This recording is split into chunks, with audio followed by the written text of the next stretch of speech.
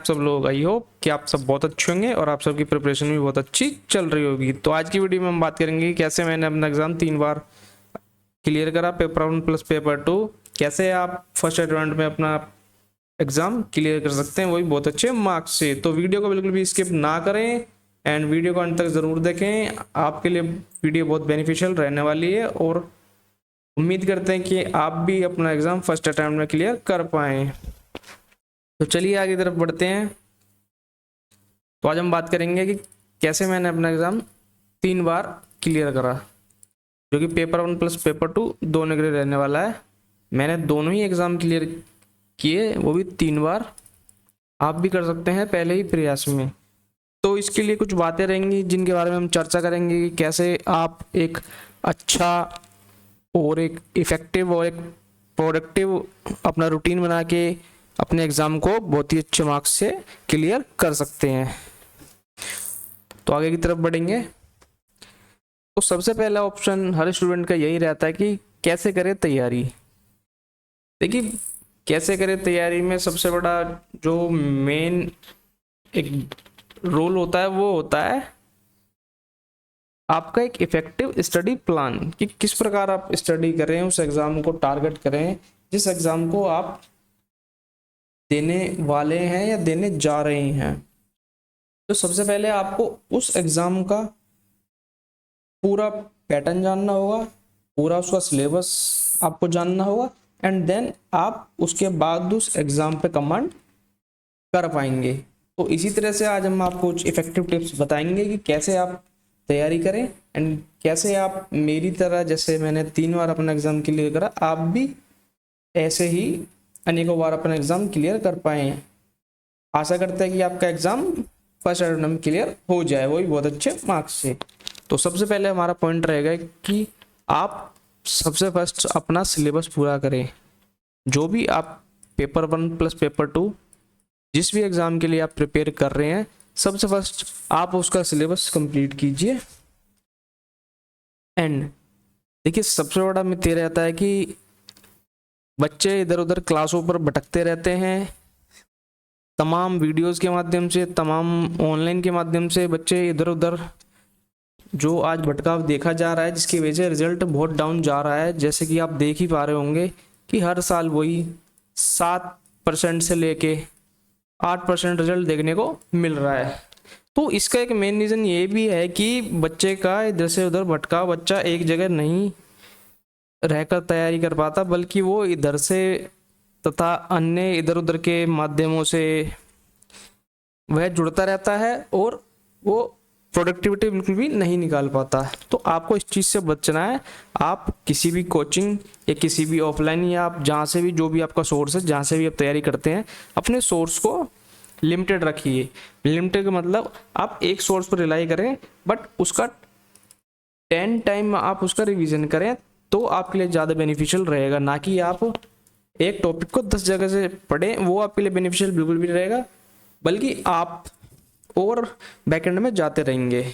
तो सबसे पहले आप एक सोर्स पर रिलाई करें एंड अपने खुद के नोट्स बनाना आपके लिए बहुत ज़रूरी है, क्योंकि आपके खुद के नोट्स होंगे तो आपको रिवीजन में भी प्रॉब्लम नहीं होगी और आप एग्ज़ाम हॉल के प्रेशर से भी बच पाएंगे, क्योंकि जो आपने पढ़ा है वो आपके लिए सफिशिएंट है।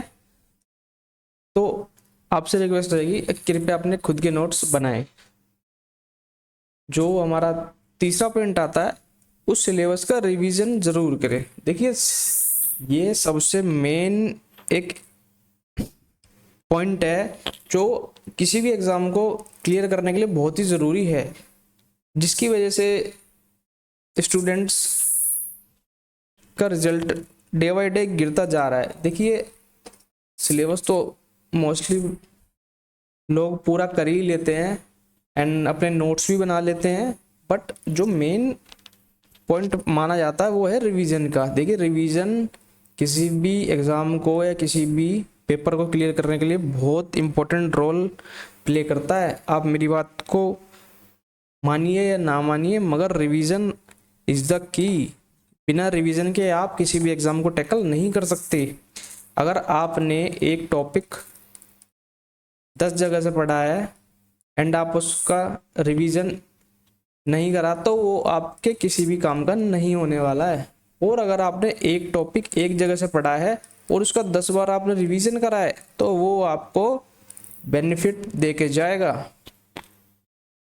देखिए मैं आपको एक कहानी के माध्यम से बताना चाहता हूँ कि एक बच्चा है जो एक जगह से पढ़ रहा है, वह उसे रोजाना उसका रिवीजन करता है। एंड एक बच्चा है जो एक टॉपिक को पढ़ता है एंड देन दूसरे किसी क्लासेस को देखने लगता है। तो दोनों में फर्क ये रहा कि जो पहला वाला बच्चा है वो एक ही सोर्स पर रिलाई करता है एंड जो सेकंड बच्चा है वो जगह जगह के सोर्सेज पर रिलाई करता है। एंड लास्ट में रिजल्ट क्या रहता है, जो फर्स्ट वाला बच्चा है वो एग्जाम क्लियर कर जाता है, जबकि जो सेकंड वाला बच्चा है वो एग्जाम में क्लियर नहीं हो पाता है।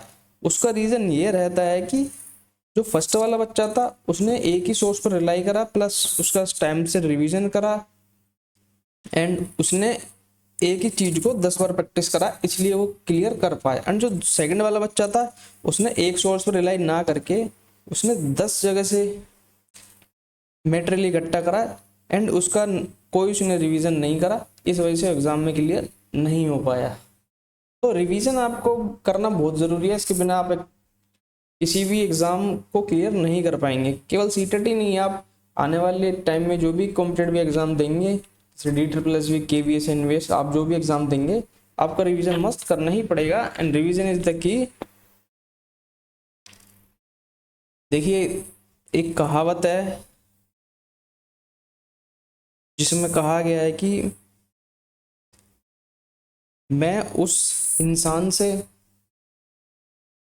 नहीं डरता जिसे एक तरीके 10 जगह से सीखे हों, मैं उस इंसान से डरता हूं जिसने एक तरीकों को 10 बार प्रैक्टिस करा हो।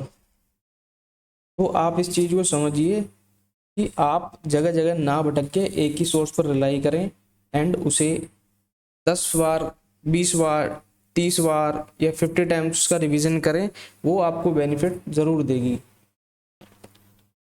एंड अगले पॉइंट की तरफ चलते हैं, प्रत्येक विषय को समय दें। देखिए आपके सीटेट पेपर 1 प्लस पेपर 2 में आपके जो सब्जेक्ट्स आते हैं उन प्रत्येक सब्जेक्ट को आप बराबर बराबर समय दें। देखिए खासकर मैं बता रहा हूँ पेपर 2 वालों के लिए, बच्चे केवल SST पढ़ते रह जाते हैं, 60 मार्क्स का 60 क्वेश्चन आते हैं, जबकि वो अपने लैंग्वेज 1 एंड लैंग्वेज 2 और CDP पर फोकस नहीं कर पाते हैं। वो केवल SST पढ़ते रह जाते हैं जो कि केवल 60 मार्क्स की आपकी पूछी जाती है।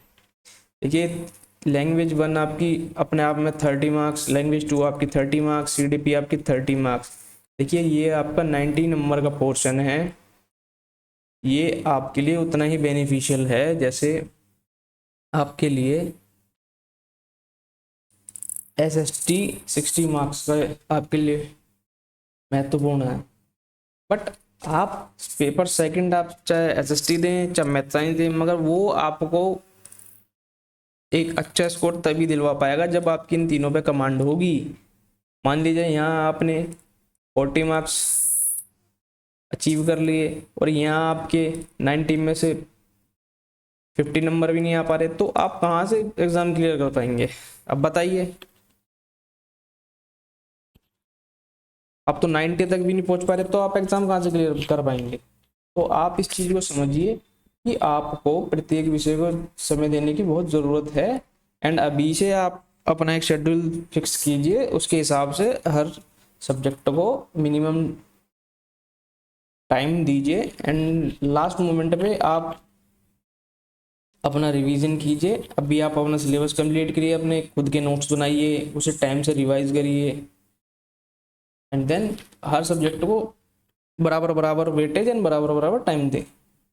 सबसे लास्ट में आपको पॉइंट आता है कि पिछले वर्ष के प्रश्न पत्र जरूर देखिए। PYQ का बहुत महत्व है। PYQ के बिना आपकी तैयारी एक तरीके से अधूरी ही मानी जाती है। जब तक आप प्रीवियस ईयर की प्रैक्टिस नहीं करेंगे तो आपका एग्जाम को बूस्ट नहीं मिलेगी, आप नहीं जान पाएंगे कि लास्ट ईयर में किस टाइप के क्वेश्चन पूछे गए हैं। तो PYQs आपको कम से कम 5 साल के करने बहुत ज़रूरी है, ये आपको करने ही पड़ेंगे।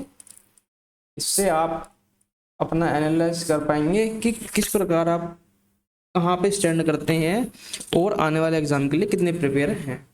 आगे की तरफ बात करेंगे। देखिए, मैं आपको लास्ट से भी कहता आ रहा हूँ कि आप अपना खुद का टाइम टेबल, अपना खुद का शेड्यूल बनाइए। अगर आप ऑफलाइन सेल्फ स्टडी करते तो अपना शेड्यूल जरूर बनाइए, एंड अगर आप ऑनलाइन भी पढ़ाई करते हैं तो आप एक अपना सिस्टमेटिक वे में अपनी क्लासेस को, जहाँ से भी आप पढ़ते हैं, मैं नहीं कहता कि आप हमसे पढ़िए या यहाँ से पढ़े, जहाँ से भी आप करते हैं आप वहाँ से अपनी प्रिपरेशन को जारी रखें। एंड सबसे मेन पॉइंट, खुद पर विश्वास रखना। देखिए, खुद पर विश्वास रखिए। खुद पर विश्वास रखकर लोगों ने वो अचीव किया है जो उन्होंने कभी सपने में भी नहीं सोचा था। तो खुद पर विश्वास रखना बहुत ज़रूरी है, खासकर कम्पिटिटिव एग्ज़ाम के अंदर। देखिए, अभी तो ये सीटेट आपके लिए एक पहली सीढ़ी की तरह है। इसके बाद जब आप KVS, NVS, EMRS जैसी भर्ती की परीक्षाओं में आप बैठेंगे तो वहाँ पे आपको सेल्फ कॉन्फिडेंस बहुत काम आने वाला है। इसके बिना आप, जैसे पेट्रोल के बिना गाड़ी नहीं चलती है, ऐसे ही खुद पर विश्वास के बिना आप आगे नहीं बढ़ सकते। तो इसके लिए आपको समय समय पर अपना खुद का विश्लेषण करें। इसके लिए आपको खुद का विश्लेषण करना बहुत ज़रूरी है। जैसे कि आप समय समय पर मॉक टेस्ट के माध्यम से अपने आप को एनालाइज कर सकते हैं कि आप कहाँ पर स्टैंड कर रहे हैं, क्या आप एक अच्छा स्कोर ला पा रहे हैं। अगर आपका स्कोर नहीं आ पा रहा तो आप एनालाइज कीजिए कि आपकी कमियां कहाँ पर है, आप कहाँ पर गलत कर रहे हैं, आपको किस चीज़ को और अच्छे से करने की ज़रूरत है। तो आप इन चीज़ों को समझिए। ये चीज़ें आपको आपका एग्ज़ाम क्लियर कराने में बहुत ही बेनिफिशियल साबित होने वाली हैं। देखिए, ये मैं अपने एक्सपीरियंस से बता रहा हूँ। आप किसी भी एग्ज़ाम की प्रिपरेशन करते हैं उसके लिए आपका माइंडसेट होना बहुत ज़रूरी है। एंड देन आप देख ही रहेंगे आने वाले टाइम में कंपटीशन और भी बढ़ेगा। लेकिन नीचे आने का तो कोई मतलब नहीं होता, मगर कंपटीशन बढ़ना ये आपका तय है। जैसे कि आए दिन आपको देखने को मिलता है, किसी एग्ज़ाम की कट ऑफ इतनी आई गई, किसी एग्ज़ाम की कट ऑफ इतनी आई गई। तो इसलिए आप अभी से अपना एक प्रॉपर शेड्यूल बनाइए, अपनी प्रिपरेशन को बूस्ट दीजिए, तभी आप एग्ज़ाम क्लियर कर पाएंगे। और आप बिल्कुल भी ना डरें, खुद पर विश्वास रखें। खुद पर विश्वास रखने वालों ने इतना पाया जितना उन्होंने कभी सपने में भी नहीं सोचा। तो आज की वाणी को यहीं पर विराम देते हैं। अगर आपको हमारी बातें या हमारी इन्फॉर्मेशन अच्छी लगी है तो वीडियो को लाइक करें। अगर चैनल पर नए हैं तो इसे सब्सक्राइब करें एंड बेल आइकन को भी नोटिफाइड कर दें, जिससे आपको आने वाले समय में सारी नोटिफिकेशन टाइम से मिल सकें। तो मिलते